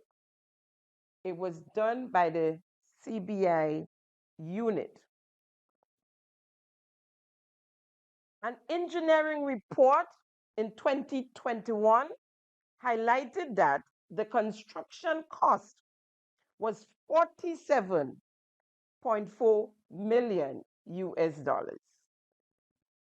A review of the financials dated, remember, this gentleman was going to the government of the Grenada for more monies, 99 million USD one way, 110 million, adding up total. Now, so the financials dated the 30th of April 2020, prepared by PKF, Panelka Foster, can't get better than that, showed that 18.5 million EC dollars was invested by the developer and another 90.4 million EC dollars from the True Blue Development was given as a loan to another company. When did this True Blue Developer? Another company to the CBI unit outside to assume the CBI unit outside of Grenada. So they were taking monies, if you want to call it the True Blue Development, Mr. Newfield, the Kawana Bay, whatever, that grouping was taking money from our CBI and developing it and giving it to a company outside by this under the same Warren Newfield, developing to a development outside of Grenada. And that is what, when the investigation, of course, got to the cabinet, this is what caused the breakdown of relationship between Mr. Newfield and the government of Grenada, when they said, that's it, no more monies, and you have to put back the money you took. No more monies, right? What's unfair there? Right? All this that the Prime Minister makes you to believe, there were punches thrown in the streets between the Prime Minister and Mr. Newfield, the then Prime Minister. In May 2021, a letter was sent to True Blue Development outlining the findings, and by June 2021, the company filed an arbitration with the International Court. ICSID. After the 2022 general elections, Prime Minister Deacon Mitchell-led administration bargained with the developer and agreed to pay him $22 million, although his equity was only 18.5 million USD. And that is what the engineer found out. The amount I gave you in EC dollars, 18.5 million ECD, actually, claiming they saved us millions in arbitration. So we took on their own. And if you listen to the case, and that's just a synopsis, I mean, it's long. If you hear the way they were going back and forth, he won this amount, and he tried to bully the administration, right? To me, I'm not a lawyer, but there's a clear-cut case. The arrangement was for a certain amount for CBI. You came back, you said you wanted more, they give you more. You come back, they said you wanted more, and then they say, well, no, let's investigate. Let's see, because we're not seeing the work on the ground moving. So let's see where our money is going. That's the CBI unit. And they decided to investigate. There were reputable people running that unit at the time, right? So no development happened post the time of the financials. The applicants who were approved for the 56 million US dollars, he got what he got was not part of the 22 million. So remember, he got 56 million. There's an insect here. He got a 56 million USD from us, from our CBI program. But you tell him, give us 20, you said to him, with all of the money he got from us, you still give him 22 million US dollars, right? So it was a win-win situation for him. Of course, he'll take it without going to arbitration. And he probably knew that if he went to arbitration, he would lose as well, right? But the question here now is, did the government of Grenada pay off Mr. Warren Newfield the 22.5 million USD? And did they pay the investors, over 200 of them? Did they pay them? No. Here is Prime Minister Deacon Mitchell. I'm confused there again with your response, Prime Minister. The investors, the smaller investors, not the developers, the investors who got passports in exchange for the investments that they made under the Citizenship by Investment program, are they exiting? Are they being compensated and exiting the project as well? Are we getting this project totally and fully without any of the previous, the developer, the investors, everybody's out? Yes, the simple answer is yes. When you acquire the property, you're acquiring the interest of anyone who has a property interest, and that would have included any of the investors who would have been granted a condominium interest in the property. So they are being reimbursed the money they paid for the passport. It doesn't work that way. So explain it to me, please. It's a property acquisition. Whatever money you made from an investment point of view is a risk that someone takes. If you, as a result of your investment, that's a matter between you and the developer. As a result of your investment, the developer would have contracted and would have deeded you a condominium interest or a unit interest in the property. Then the acquisition would have acquired that. That's a property interest. And if any compensation is to be paid, it would be in relation to the property interest. But just like any other investment, if you take an investment, let's put it this way: whether or not the government acquired the property, anyone who had up to our acquisition invested in that property, what would they have had? An interest in a abandoned, closed down site. You can do an assessment of whether that's an investment or a loss. But essentially, what we've acquired as a property, and anyone who has an interest in the property would have an opportunity to present any claims for evaluation of their interest in the property and to be compensated accordingly. Then it was announced by the Prime Minister and Sinti daughter in a press conference that they made a deal with Naguib Sawiris of the Silver Sands Group. Really?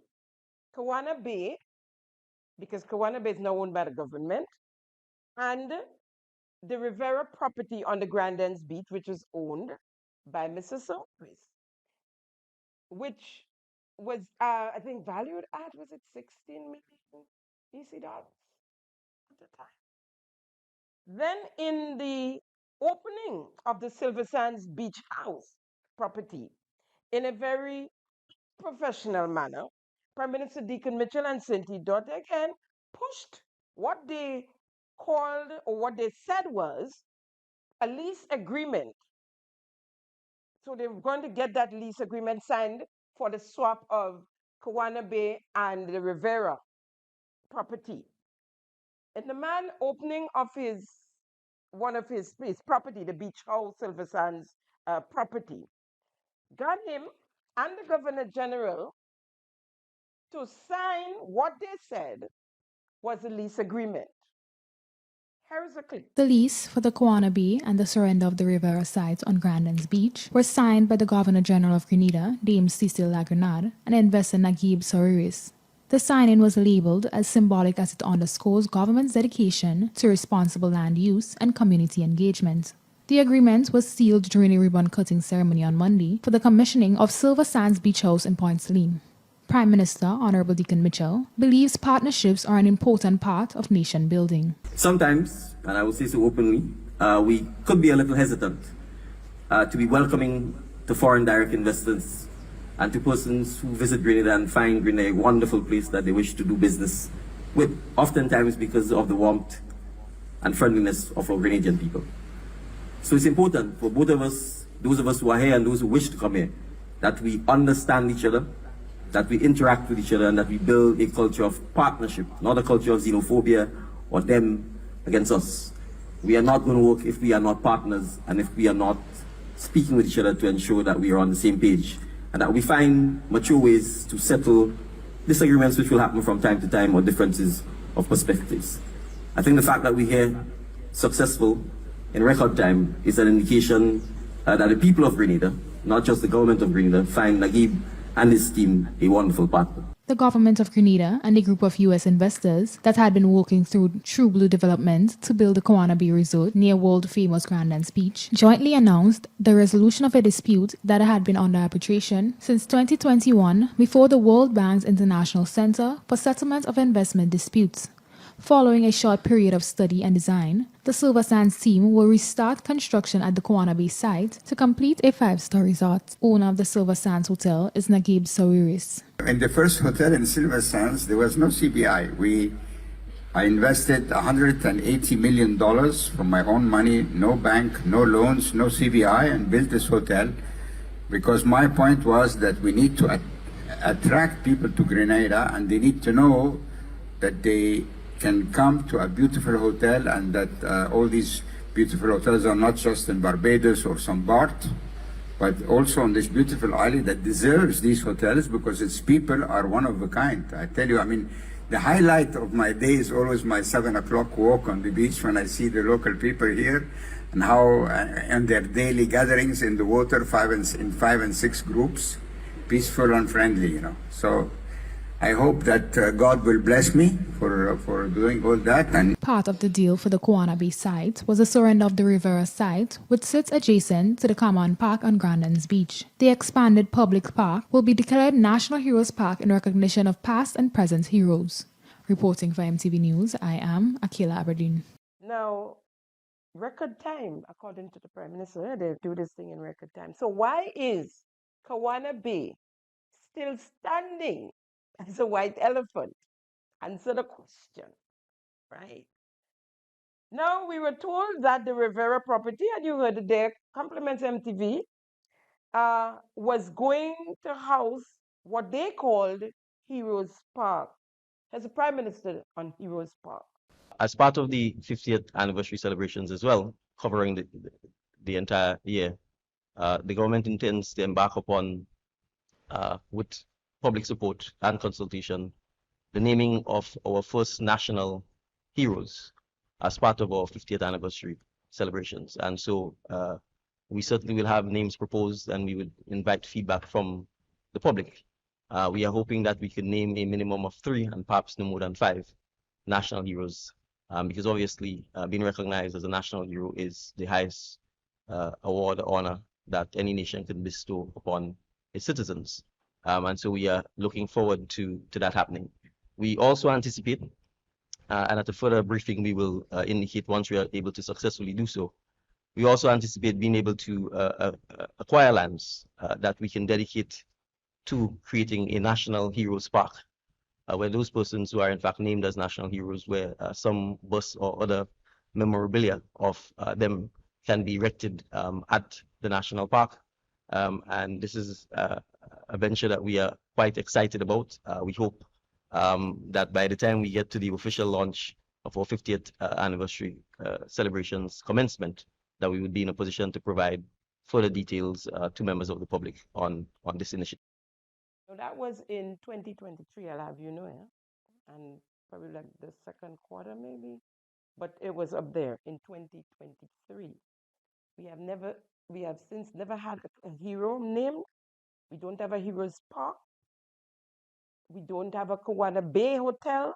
We don't have work going on, nothing. And then everything went still. According to the young people, I said, cricket, everything quiet. And so the question remains, what is the status of Kawana Bay and Heroes Park? Folks, my investigation proved that no lease was signed or signed off on this whole deal between Naguib Sawiris and the government of Grenada. No deal. There was no lease signed. I don't know what they push in front of the gentleman, if he signed it or if he didn't sign it, and well, he couldn't read it there. So no lease was signed. This is what my investigation showed me.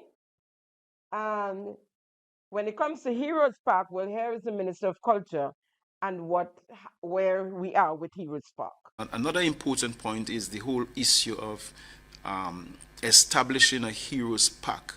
We have already identified the land. It can be changed if through consultation people think that the best place may not be Common Park in St. George. It might be some place in Lippos Hill in St. Patrick. Then we can have that discussion. But come 2026, we will be turning the sword to establish, come 2025, sorry, we'll be turning the sword for the establishment of a Heroes Park, where we can decide whether we putting up plaques, whether we putting up walls, whatever monument we'll be using. Come 2025, we'll definitely be having that. Heroes Park in Lippos Hill. Oh, where they put up walls, where they put up what? I said, that's a babbling that makes no sense. I'm sorry. I just have to say that. If you heard it for yourself, right? So we're in 2025. He said come 2025, they will turn sword for Heroes Park. We await. Then after that, Andy Williams, MP for the South, had plans to develop Rivera property into an interim vending plaza. And I quote, plans are on the way, the way to develop Rivera into our own Heroes Park. However, in the interim, we can create some business opportunities for our people. Stay tuned. And that was on the 20th of September, 2024.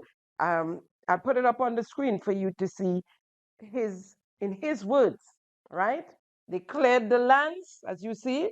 The lands are cleared, and we're still waiting for the vending area. Please tell the nation the status on the Kawana Bay development and the Rivera property on both on Grand Anne's Beach. Question, Prime Minister Deacon Mitchell, were you the attorney for the developer? And were you the attorney for the flamboyant sale?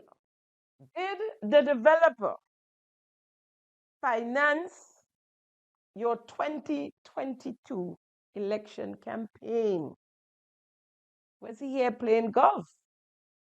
Immediately after the election, celebrating his win on the removal of Dr. Keith Mitchell from office. Folks, there are a lot more, lots more, but all good things must come to an end.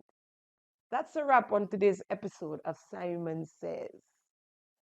It's always a pleasure conversing with you, keeping them honest. Thank you for joining us for yet another episode of Simon Says, where facts come first.